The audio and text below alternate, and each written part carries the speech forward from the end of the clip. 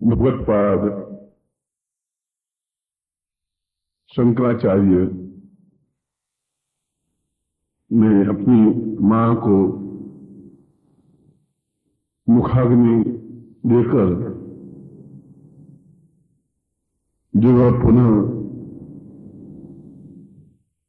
गांव में आए तो गांव के ब्राह्मण समाज ने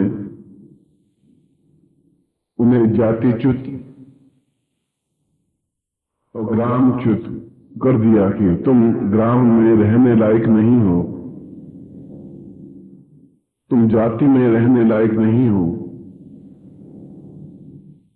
क्योंकि तुमने एक जाति की मर्यादा को तोड़ा है। हमारे समाज में,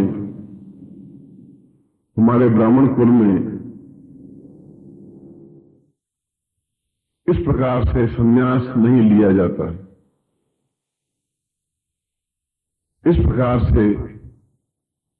परिवार वालों को नहीं छोड़ा जाता है। अब तो विवाह कर संतान उत्पत्ति कर इस समाज को और आगे बढ़ाने में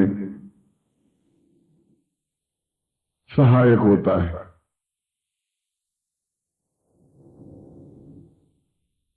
शंकराचार्य ने अपने तर्कों और शास्त्र सम्मत व्याख्याओं के माध्यम से विद्वत समाज को यह स्पष्ट किया कि मनुष्य दो कार्यों में से एक कार्य कर सकता है, या तो वह पशु योनि में रहकर संतान उत्पन्न कर अग्रसर हो सकता है, अब तो यदि वह ऐसा नहीं करता तो वह जीवन में इन झंझटों से, इन बाधाओं और अड़चनों से अपने आप को परे रखकर उस कार्य को संपन्न करता है, उस जीवन के आयामों को स्पर्श करता है जो सनातन धर्म का आधार है। और ऐसे समय में जब सनातन धर्म लोप हो रहा है, जब सनातन धर्म की धज्जियां उड़ाई जा रही हैं, जब सनातन धर्म पर बौद्ध धर्म हावी हो रहा है, जो समाज के लोग भयभीत हो रहे हैं, जो समाज अकर्मण्य और पंगु हो रहा है, ऐसे समय में कोई न कोई व्यक्तित्व तो ऐसा उत्पन्न होगा ही, कोई न कोई व्यक्तित्व तो अग्रसर होगा ही जो इस जड़ता को, जो इस अंधकार को दूर कर पुनः उस प्रकाश को पृथ्वी पर बिखेरने का प्रयत्न करेगा, जैसे सूर्य करता है। मुझे तो आपका आशीर्वाद चाहिए, आपके द्वारा कल्याण कामना चाहिए कि मैं इस कार्य को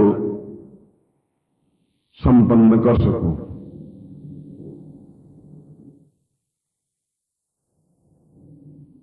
परंतु उसमें जाति के बंधन इतने अधिक जटिल थे, इतने अधिक बंधन युक्त थे, इतने अधिक जड़ युक्त थे कि उनके तर्कों का कोई प्रभाव उस समाज पर नहीं पड़ा। और शंकराचार्य के जाति ने, उनके स्वजनों ने, उनके परिजनों ने मां की मृत्यु के उपरांत किसी भी प्रकार से भाग नहीं लिया और जो 13 दिन तक पिंड स्नान, पिंड क्रिया, ऊर्ध्व क्रिया, पुनर्जन्म क्रिया, ब्रह्मलीन क्रिया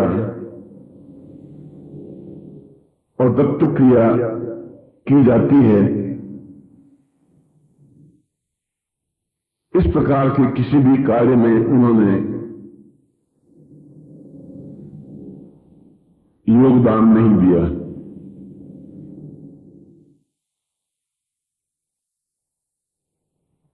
कल्पना की जा सकती है कि एक 14-15 साल का बालक समाज के इतने भीषण आघातों को झेले, उनसे जूझे और ये सारा कार्य जो उनके स्वजनों को करना चाहिए था, उस कार्य को भी अश्रुओं से अपने चेहरे को भिगोते हुए संपन्न किया और यह दृढ़ निश्चयता दिखा दी कि मैं जीवन में टूट तो सकता हूं मगर झुक नहीं सकता, क्योंकि मैंने समाज में, क्योंकि मैंने अपने जीवन में जो रास्ता अपनाया है, जिस मार्ग का अवलंबन किया है, वह रास्ता अपने आप में परिपूर्ण है। वह रास्ता अपने आप में चेतना युक्त है। यही रास्ता मृत्यु से अमृत्यु की ओर ले जाने के लिए कटिबद्ध है। यही रास्ता विश्व को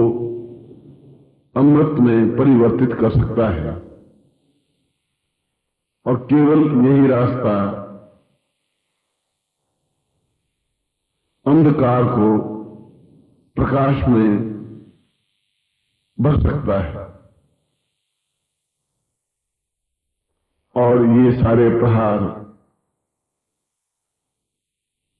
शंकर ने झेले और उनका मन और ज्यादा विरक्त हो उठा कि जिस स्वजनों से विश्वास था, जिन स्वजनों पर गर्व था, उन स्वजनों ने एक छोटी सी बात पर मुझे ऐसे कार्य करने के लिए भी बाध्य किया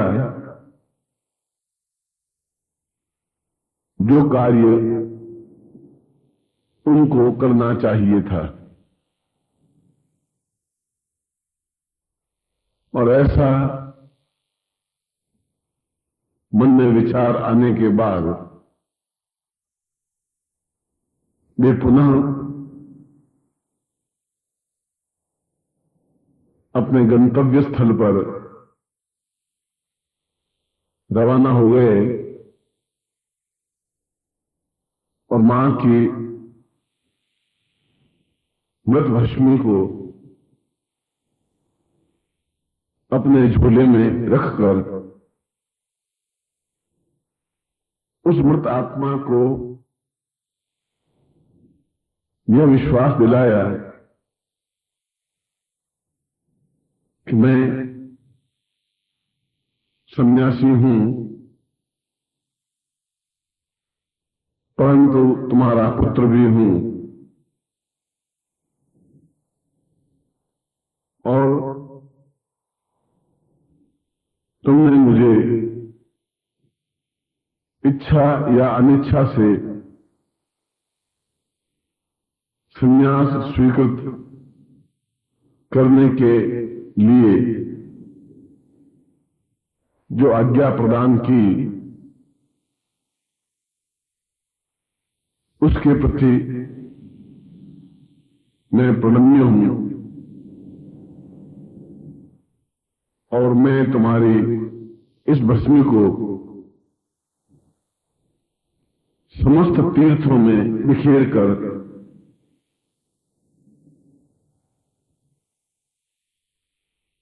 समस्त पवित्र स्थानों पर बिखेर कर तुम्हारे जीवन को, तुम्हारी मृत आत्मा को पूर्णता, सफलता देने का प्रयास इसलिए करूंगा कि तुम मेरी मां हो, पराम्बा हो, जननी हो और मेरे इस देह का सर्वस्व हो।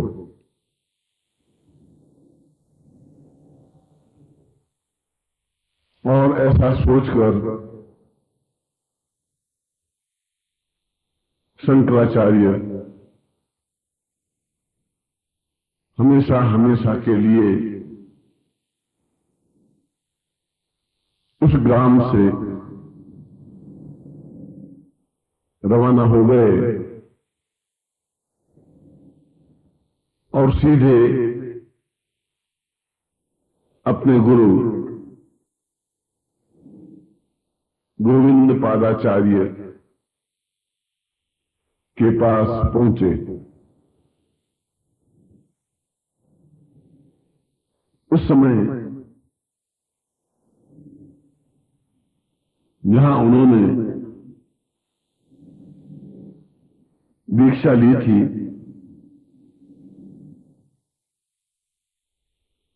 वह ओंकारेश्वर क्षेत्र अत्यंत समृद्ध और अद्वितीय था, क्योंकि नर्मदा के किनारे यह स्थान एक ऐसा स्थान था जहां नर्मदा विमुख का गति से विचलित होती है, गतिशील होती है। सर्वत्र नर्मदा उत्तर से दक्षिण की ओर गतिमान है, परंतु ओंकारेश्वर क्षेत्र ही एक ऐसा क्षेत्र है, यह स्थान ही ऐसा स्थान है जहां नर्मदा स्वयं अपना मार्ग परिवर्तित कर देती है और एक अद्भुत अनिवर्चनीय दृश्य उपस्थित होता है जब नर्मदा दक्षिण से उत्तर की ओर गतिशील होती है। दोनों पहाड़ों के मध्य सिद्ध और साध्य पहाड़ों के बीच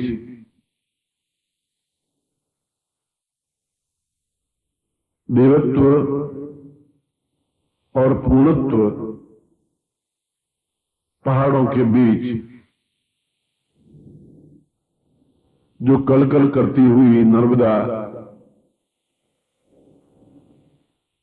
उत्तराभिमुख होकर गतिशील होती है, वह वास्तव में ही एक ऐसा स्थान है जहां पर बैठकर पूर्णता और संपन्नता प्राप्त की जा सकती है।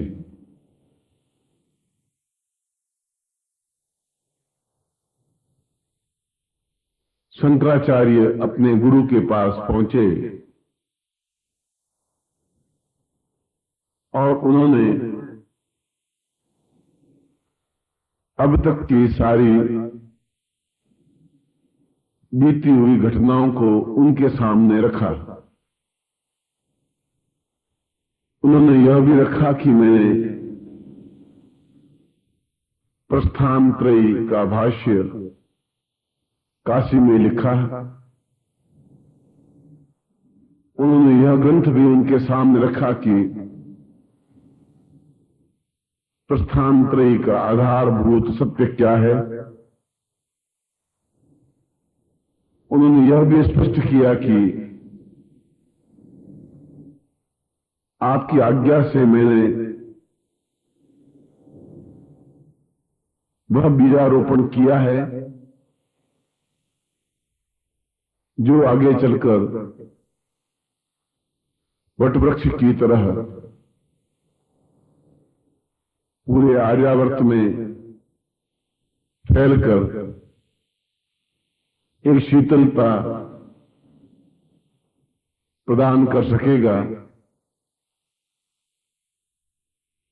जिसके तले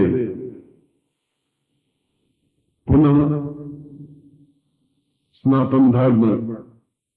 जीवित, जागृत और चैतन्य हो सकेगा। उन्होंने अपने ग्राम में बीती हुई घटनाओं का भी सांगोपांग वर्णन विवरण गुरु के सामने रखा और यह बताया कि मैंने अपनी मां के सामने जो प्रतिज्ञा की थी, मैं अंतिम क्षणों में तुम्हारे पास रहूंगा और मैं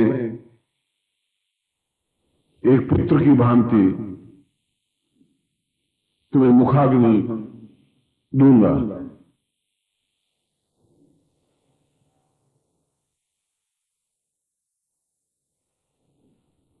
गोविंद पादाचार्य ने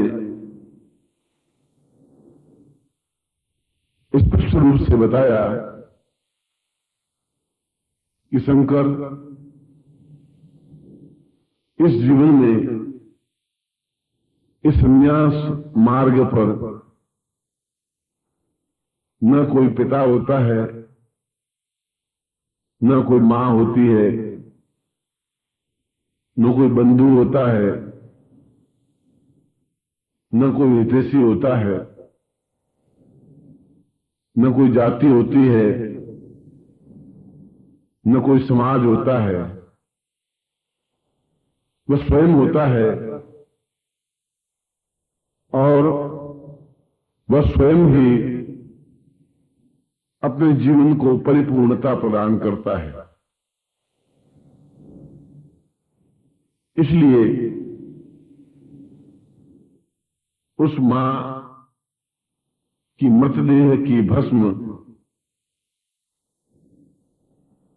नर्मदा नदी में प्रवाहित कर दो, क्योंकि इससे ऊंचा स्थान, इससे पवित्र स्थान इस विश्व में और कोई नहीं है। और शंकराचार्य ने अपने गुरुदेव की आज्ञा को शिरोधार्य करते हुए वह भस्म नर्मदा में प्रवाहित कर दी। और इस प्रकार से उन्होंने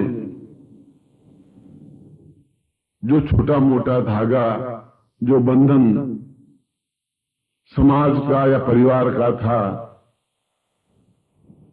उसको भी समाप्त कर दिया और यह निश्चय कर लिया कि मैं अपने जीवन में उस सत्य को उद्घटित करूंगा जो जीवन का आधारभूत सत्य है, तथ्य है।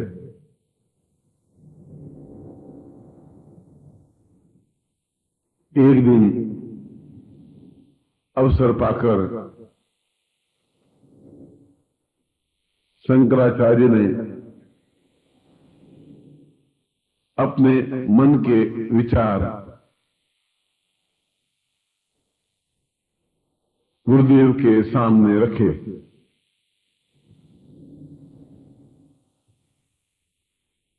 गुरुदेव ने कहा कि जो तुम ब्रह्म दीक्षा प्राप्त करना चाहते हो, जो तुम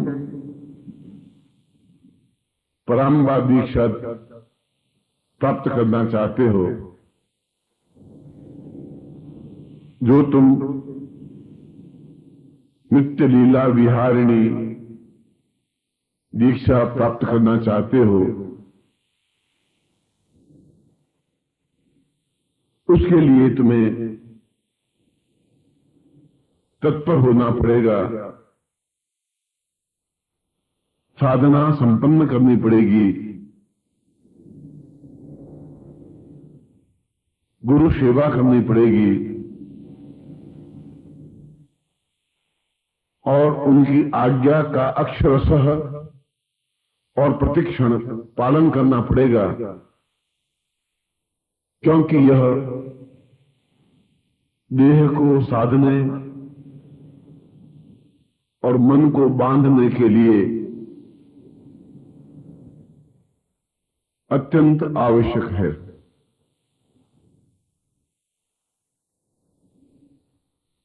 शंकर ने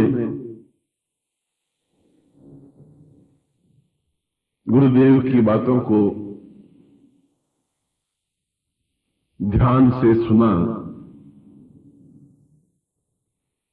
और मन में निश्चय कर लिया,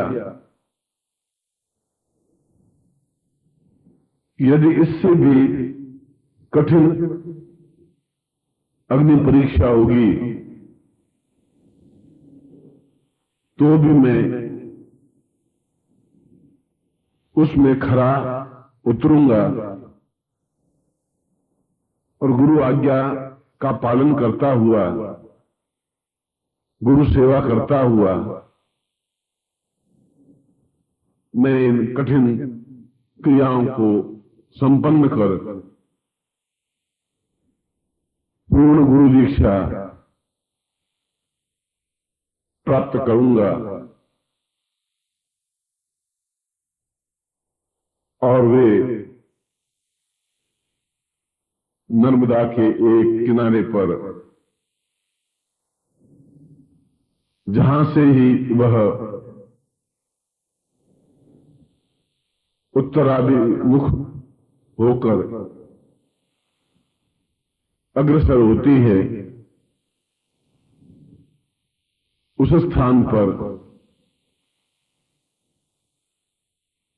उस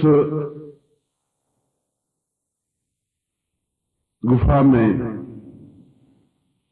जो स्वयं प्रकृति की देन है, जो निर्मित नहीं है अपितु प्रकृति के द्वारा परिचालित है, उसमें बैठकर साधना प्रारंभ की और वह प्रकृति निर्मित गुफा आज भी जीवित, जागृत और चैतन्य है, जहां जाने से एक पवित्रता का बोध होता है, जहां जाने से एक विरक्ति का भाव जागृत होता है, जहां जाने से ध्यानस्थ प्रक्रिया प्रारंभ होती है और जहां जाने से यह चेतना अपने आप अभिव्यक्त हो जाती है कि इस जीवन में कोई बंधु, कोई समाज, कोई मां, कोई बाप, कोई भाई, कोई बहन, कोई संबंधी, कोई रिश्तेदार नहीं होते, अपितु ये तो देहगत संबंध हैं और जीवित रहते हुए देह को परे रखकर प्राण में चिंतन से विश्व को देखने की क्रिया प्रारंभ होती है। यदि आज भी इस प्रकार का सत्य एक सामान्य दर्शक के मन में उद्घटित होता है तो यह सोचा जा सकता है कि वास्तव में वह प्रकृति निर्मित गुफा कितनी अधिक दिव्य और तेजस्वी है, जिसमें एक बालक शंकर रहकर कितनी कठोर तपस्या की होगी और अपने जीवन में पूर्णता को प्राप्त करने का प्रयास और सफलता अर्जित की होगी।